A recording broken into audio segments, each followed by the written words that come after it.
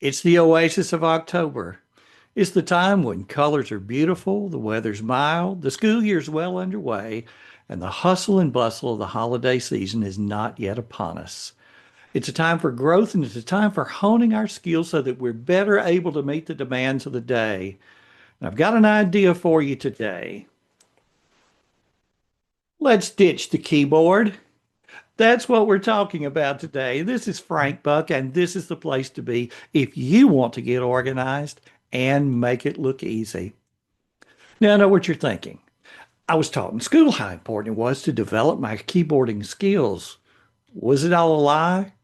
Well, stick around because I'm going to show you three major ways to get information into your devices faster and easier than all that typing. Number one, let's start with your phone. You know how I'm always talking about making things easy. Well, voice input is about as easy as it gets. Let me show you what I mean. I use Remember the Milk to manage all of my tasks, and instead of fumbling around with that tiny keyboard on the phone, I just talk to it.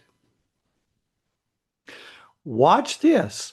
I'm going to add a task using my voice. Call Dr. Johnson about the appointment tomorrow at 2 p.m. And it's done. I can put the phone back in my pocket, and now my system handles the remembering and the reminding. Did you see how fast that was? No typing, no hunting for letters, no autocorrect disasters.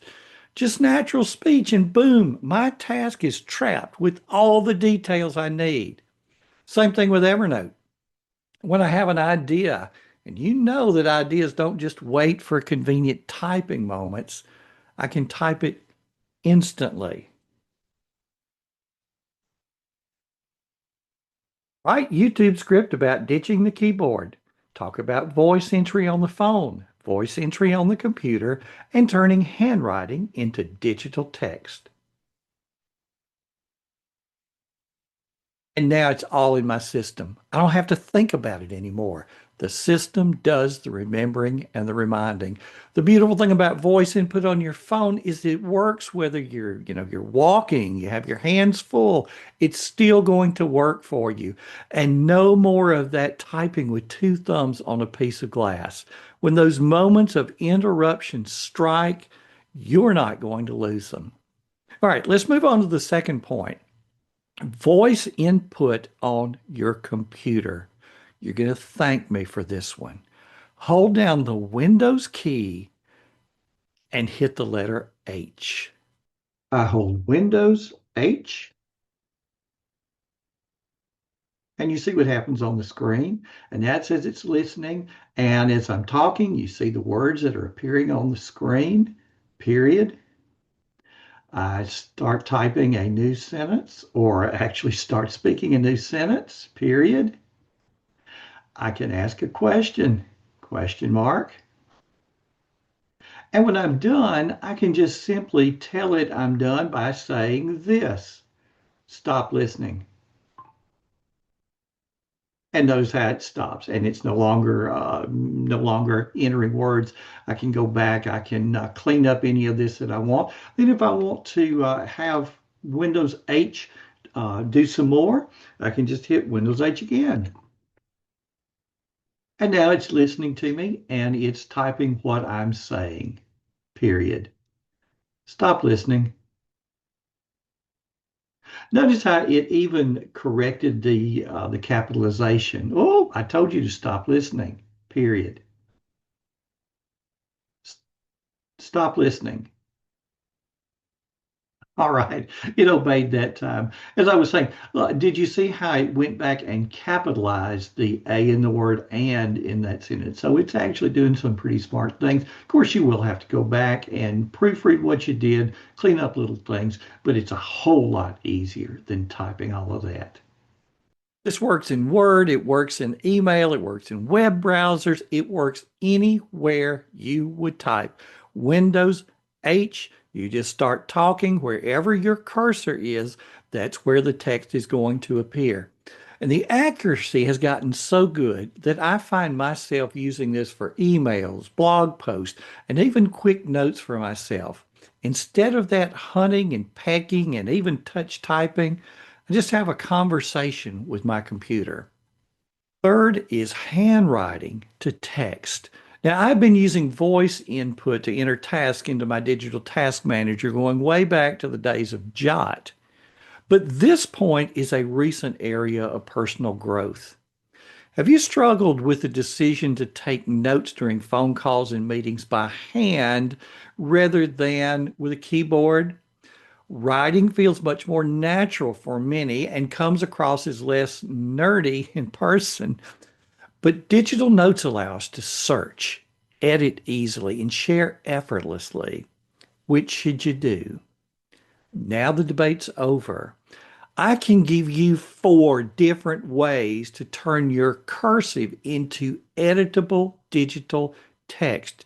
And I'm going to include links to each one of those in the body of the blog post. During this oasis of October, when you have a little bit of time to make yourself just a little bit better, this is one of the improvements to get really good at one method of taking that handwriting and turning it into digital text so that you now have the best of both worlds. So let's address a couple of points. Some of the skeptics are saying, what about accuracy? What about background noise? Well, modern voice recognition has gotten incredibly good. Sure, you'll need to look back at the results and make some small corrections, but you've been doing that anyway with your typing. You always go back and proofread. And if you're like me, you make plenty of mistakes with that. You're going to save tons of time this way. And with background noise, yeah, voice recognition may not be the greatest in a noisy coffee shop, but for most of us, most of the time we have quiet enough places where this is going to work beautifully. So here's your challenge for this week. I want you to use voice input wherever you can. Start small. Next time you need to send a quick text message or add something to your to-do list, speak it instead of typing it. When you're writing an email that's more than a few sentences, Windows H if you're on a PC and let your voice do the work. And if you're someone who likes to think with pen and paper, try one of the handwriting to text methods that I'm linking to in this post. I think you're going to be surprised at how much time this saves you and how much more natural it's going to feel than you would expect. Look, I'm not saying you have to necessarily ditch your keyboard entirely. There are definitely times when typing is going to be the right tool for the job, but adding voice input and handwriting conversion to your productivity toolkit is going to pay massive dividends.